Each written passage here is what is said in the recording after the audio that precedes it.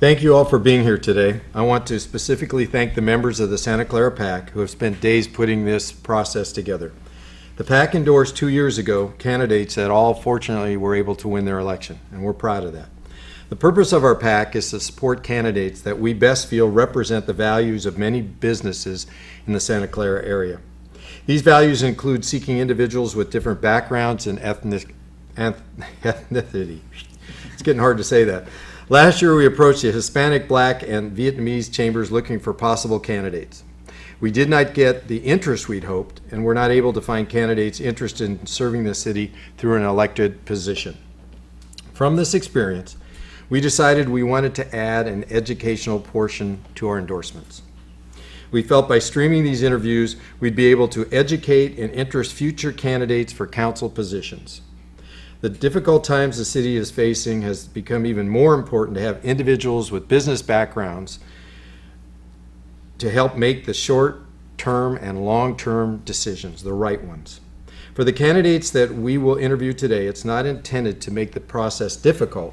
Rather, we're hoping to help you become aware of the problems and issues that face this city, specifically that affect business.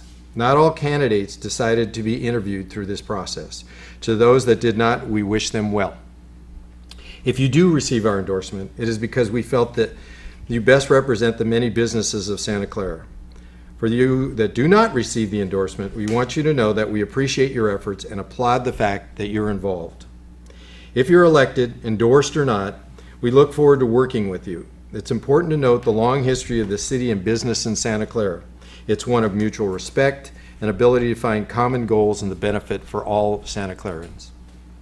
We are relatively new to endorsing candidates and want the process to be very transparent. We want to provide the voters with as much information about the process and decision we have made. I wish to congratulate all of you on your choice to involve yourself with the City of Santa Clara, a decision you'll never regret. So let's get started with this interview. This is John Mlnarik. He's running for seat 7 in Santa Clara. And John, welcome. Thank you. Thank you very much, Dave. Thank you everyone who's tuning in and playing an active role in politics here in Santa Clara. My name is John Mlnarik. I'm a father of 3, small business owner and husband. Resident of Santa Clara, I live over on Benton and Los Padres by Steve Carley Park, and I'd like your support for the election. I believe that my business background well suits me to be to have a leadership role here in your city, in our city, and I look forward to all the questions that will come. It's a difficult time for us because of our unfunded pension liability and other increasing costs as health care and other things that have to do with how we run our city and provide all the benefits to the residents. But it's my goal to keep all of those costs low and to come together to bring everyone together in our city, what I think is our biggest asset, our residents, to make a difference in the lives of one another. I welcome all the questions that the panel has today and would like to open it up to that. Thank you, and we'll first start with Miles Barber. Hi, John. Thank you for participating with us today. In your questionnaire, you had indicated several ways in which you would see economic activity increasing in Santa Clara. Could you elaborate on that and how the Chamber plays a role in that? Absolutely. That's an excellent question. Thank you, Miles. The Chamber plays an integral role in bringing all the businesses together and really coordinating everyone who plays a key role and who has a stake in everyone here doing well. Not only the residents, but the business owners, the landowners, and everybody else needs to come together to find some sort of agreement that we can all move forward with. And in doing so, we'll provide a better service for everyone here, better service for the residents, and also will better serve the people who are coming in either for services or to buy goods within our city. I have 3 main areas that I believe should be economically developed and also done in a coordinated fashion so that, again, everybody who's a stakeholder in those areas of our city can best benefit. The first one is north of Bayshore at the stadium site. The stadium is going to put us on the map nationally and globally, and I believe that a coordinated effort there with high density development and other shops and things can definitely move our city forward. There's also great opportunity on the El Camino corridor, and again, involving a developer and someone who can create a vision and get all the stakeholders in our city together to come to some kind of consensus about how to move forward, how to best attract people to come and, again, get services and goods from our city. The third is our downtown area. And this, I'm learning every day more and more how much of a sore thumb this is to the residents of Santa Clara. I understand that some time ago, the downtown area was developed, and in the middle of it was placed an apartment complex and some other shops. But the city staff has had on its goals for some time now to look at developing that area, and before the economic recession hit, there were plans and other things to develop a portion of that. Talked with the interim city manager a week or so ago on a Friday, so it was two Fridays ago, and he explained a little bit to me about what's holding that up. There are some leases there that don't expire until 2021, and without those expiring, some sort of money needs to be paid to let those leasehold interests out of the lease, to break the lease, to provide them the fair market value for what's there and why they should have to leave early. So even though that may happen farther out down the line than the other two that I talked about, I do believe it will happen, and it certainly is what the residents of Santa Clara would like to see in their city. Miles, does that answer your question, or would you like me to get into anything else? I think time doesn't permit for us to go any much deeper on that, so I'll pass to Dave. Excellent, thank you. Dave Delosier, are you there? Yes, I'm here. You have a question for John? I do have a question for John. John, thank you for being involved in our great city. The question I had was, you talked about the stadium area in our entertainment district and the possibility of putting housing out there. And my question is, if that's something that you're looking at, how would you provide the city services that residents require versus an entertainment or business district? And how would you handle I built here knowing that there was a stadium and a roller coaster theme park, but I don't like the noise and all the traffic, so please get rid of it, because they don't vote and I do. Well, that's an excellent question. Thank you, Dave. I do believe that some housing there north of Bayshore around the stadium would make good sense. There are a lot of people who are working out there, and it would cut travel times down and also traffic, then congestion in the area, if we had people who lived and worked out in the area. Of course, providing them services is going to be a cost to our city, and I think that that has to be balanced and also weighed in when that decision is made. We have to make sure that there's enough police, public safety, and fire out there to actually provide those residents with services. We also provide library services, water service, electric service to all of those customers and the residents, and that would also need to be considered.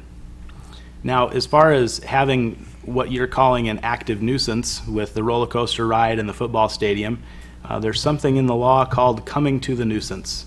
And if something is already there and you come to it, you have an open and obvious plain sight that it's there, and you're therefore stopped from later on saying, I don't like the noise, I don't like the traffic, I don't like these other things. So while I do believe that's a concern, I think that people coming into the area will be full aware of what's there, and anybody who's griping and crying about it later will quickly be hopefully put in their place. Thank you very much. Thank you. Brendan? John, good to have you here today. Thank you.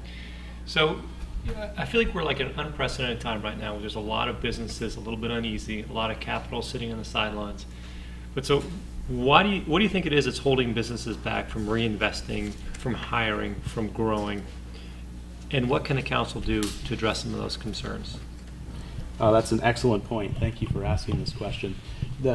What's holding people back, why are they on the sidelines, is because they're waiting for the best opportunity. They're trying to find the correct timing. They want to maximize the return on their dollars, and they've seen what happened in the last few years, and they're really unsure about what to do. So they don't want to put anything at risk. What council needs to do in order to show businesses that they should come and invest in our city is show that we have stability, that we have low cost for the goods and services that they need in their business every day so that their inputs are going to stay low. And the challenge there, I believe, as I mentioned in my questionnaire, is the high cost of housing, because one of the main inputs that we have here is human capital. And a business that's attracted to Santa Clara also wants to have happy employees, employees who have a high standard of living and who have a high quality of life. And I believe that those are the two areas that we can best focus on from council, and that is making sure that we have a high quality of life here, affecting that through, again, trying to lower the cost of housing, and then providing a stable atmosphere in which businesses can thrive. Does that answer your question? Great. Thank you. Excellent. Thank you. Lou, do you have a question? Yes, John, thanks for being here, and I have two questions. I'll ask them both at once. Thank you. The first involves the convention center area. Are you aware and being able to review the parking concerns that the convention center has? And the second is in the Santa Clara train station area. Do you think, even if it's a higher density than the general plan allows, if the density is appropriate and if it ties into the neighborhoods correctly, that higher density development would make sense near the train station? And are you talking at Diridon Station? No, I'm talking to Santa Clara, right on the Alameda. The station on the Yeah, Alameda. and Lafayette area also. Yeah. I think that that station actually is best suited for some more high-density development, and believe it would tie in there.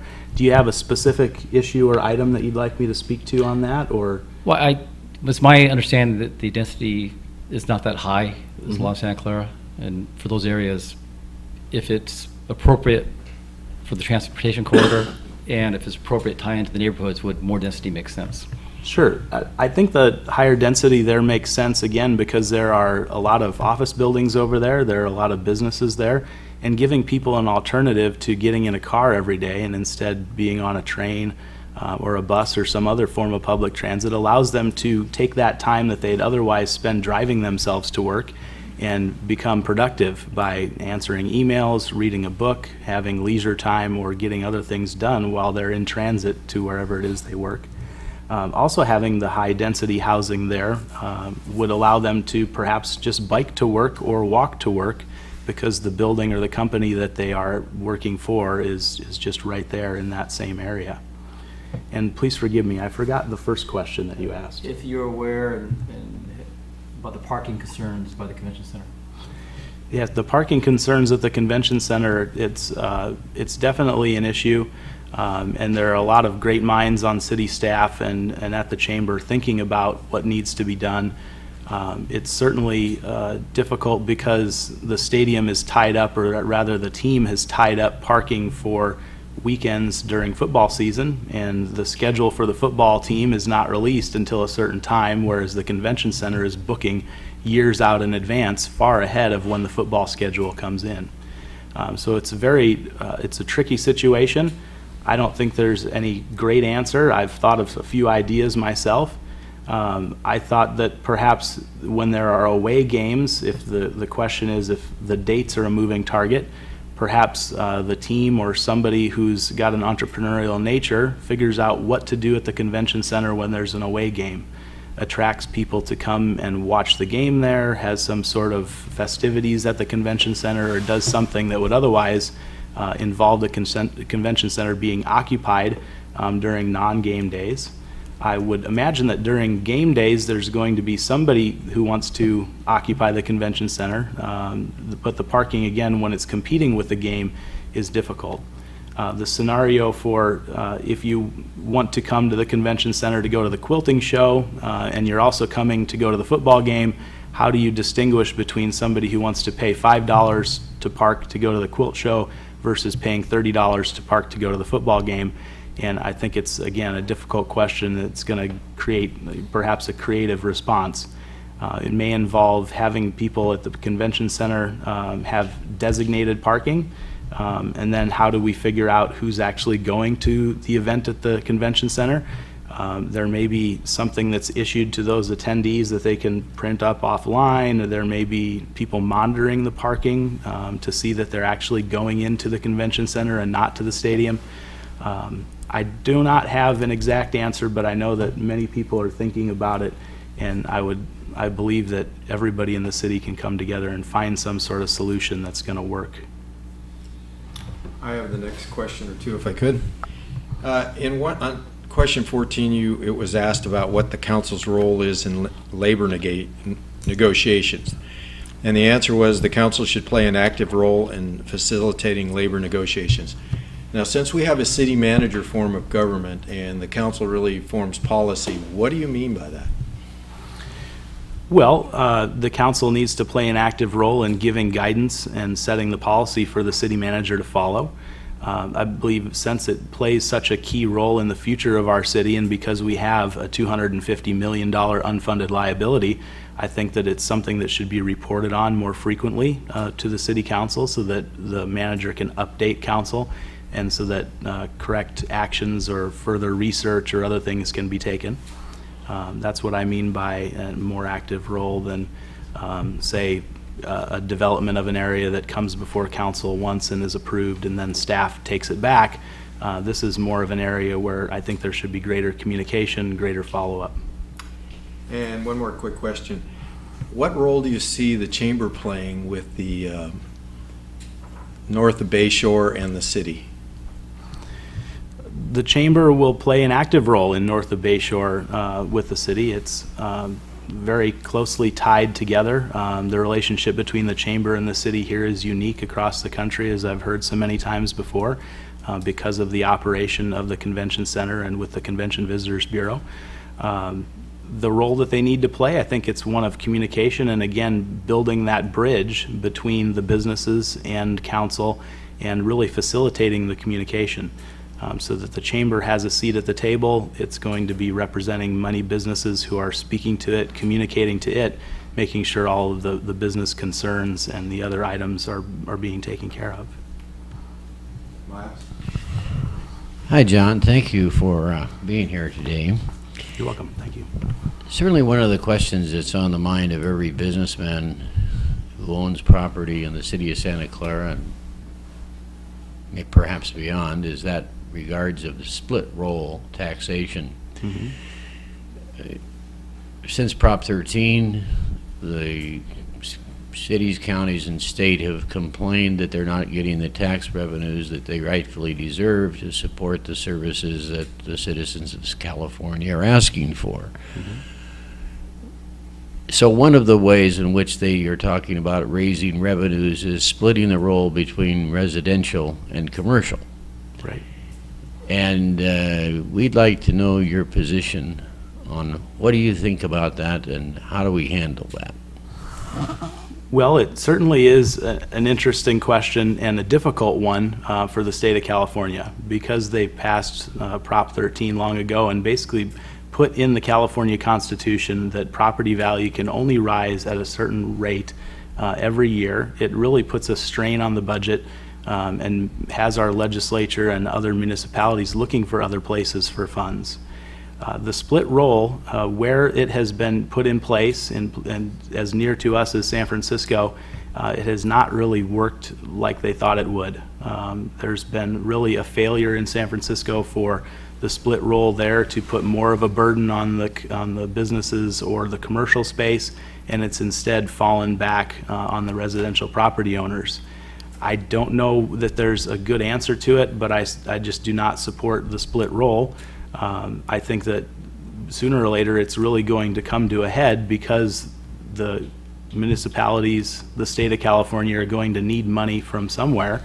And if property is not changing hands fast enough or families simply pass it down under Prop 13 and under the other sections of the California Constitution that allow them to transfer it to families, or even when they buy a different property to transfer it from their property to another one that has equal or less value, they can take their tax basis with them.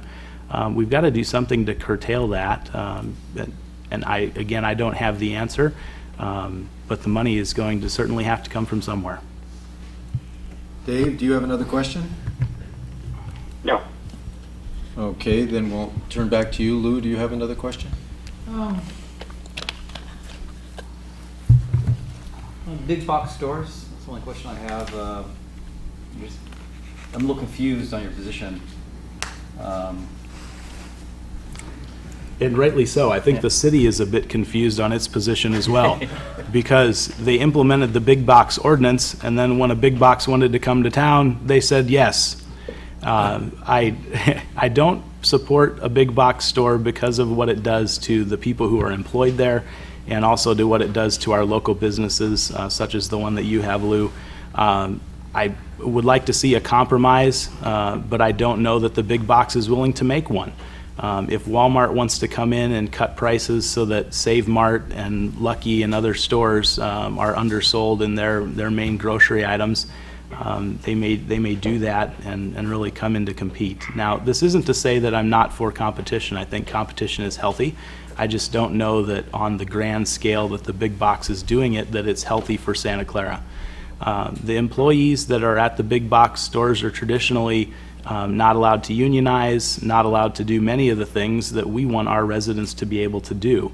And business here, I believe, and myself as a business owner, I believe I need to take care of my employees because they're the ones who are really producing the service that I'm selling. And so I believe it's in our benefit if we take care of the employees and our residents in Santa Clara.